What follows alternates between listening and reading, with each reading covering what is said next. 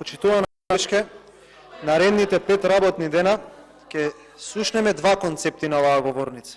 Едниот реален и едниот розев.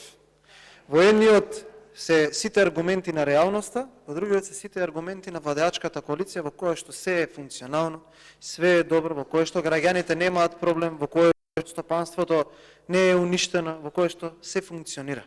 Но не е така. Колешке, денеска во текот на денешниот ден излегува резултатите од анкетата на ИРИ. 60% од граѓаните сметаат дека државата се движи во погрешна насока.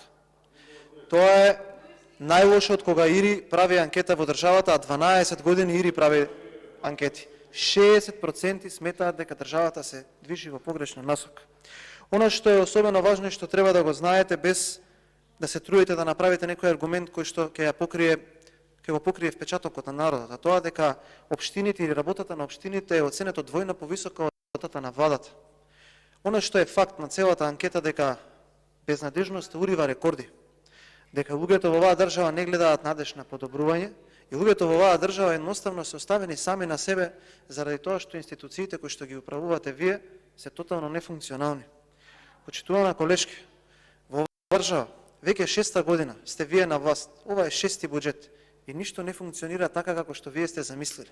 Вие може да се убедувате во вашите затворени кругови, како што ќе ви кажуваат од партијата, но сепак впечатокот помеѓу граѓаните, впечатокот помеѓу народот, помеѓу еснафот или стопанството или компаниите, приватниците, дека никогаш полошо во оваа држава не се живеел, дека не се реализираат дадените ветувања, ништо во оваа држава не се гради, не се заковала ниту една шајка, нема нови училишта, нема нови градинки, нови патишта, магистрални, регионални, автопати, дека сето она кое што е кажано дека ќе се реализира, не се реализира и ваде депресија, и ваде очај, но ваде и желба за промени.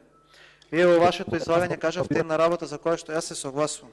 А вие рековте дека 2023 година е година на пресвртница и година на надеж. И јас со тоа вас ќе се согласам. Зошто е година на надеж? Затоа што е надеж на силна надеж за промени, дека нешто ќе се промени. А што е пресвртницата? Дека конечно ќе има предвремени парламентарни избори кои што вие нема да ги дадете, но ќе бидете приморани да излезете на истите, и дека народот таква брутална порака ќе ви прати со кој што ќе бидете поразени и ќе заминете многу години во опозиција. И тоа ќе биде единствениот пресврт кој што ќе се случи во 2023 година. Јас се согласувам со вас. Година на пресврт заради тоа што вие ќе се заминете од власта, а година на надеж заради тоа што ќе дојде нова политичка опција која што е престикана во ВМРО ДПМН и која што значително ќе ги промени работите на подобро. Ви благодарам.